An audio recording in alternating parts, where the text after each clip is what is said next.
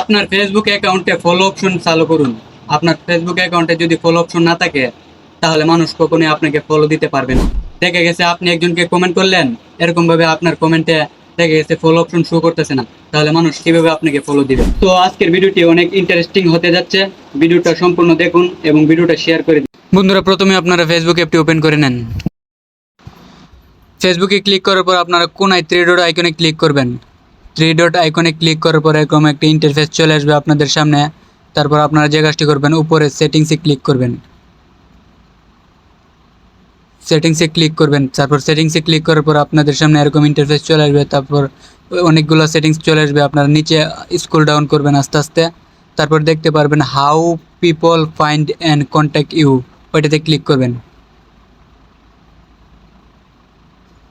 ওইটাতে ক্লিক করার পর আপনারা এখানে তিনটে অপশন দেখতে পাবেন। তিনটা অপশন আপনারা চালু থাকবে, তারপরও আপনারা বন্ধ করে আবার একটা একটা করে চালু করে দিবেন। আমি এই কাজটি করে নিচ্ছি, আপনারা করে নেবেন।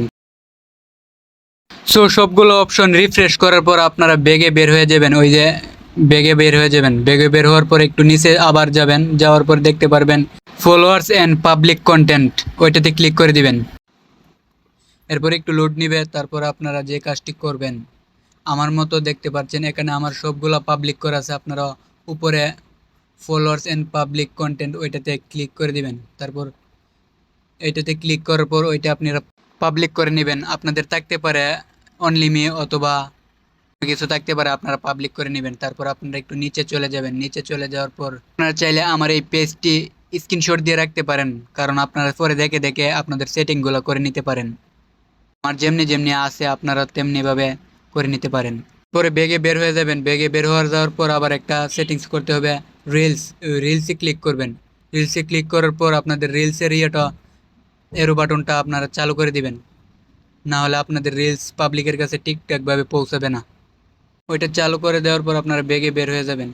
আপনারা একটা অপশন দেখতে পারবেন পোস্ট, ওইটাতে ক্লিক করে দিবেন। ওইটাতে ক্লিক করার পর এখানে অ্যালাউ কমেন্টস অপশনটা চালু করে দিবেন, তাহলে মানুষ আপনার ভিডিওতে কমেন্ট করতে পারবে না। ফর স্টোরিজ ওইটাতে ঢুকে গুলো অপশন পাবলিক করে দিবেন।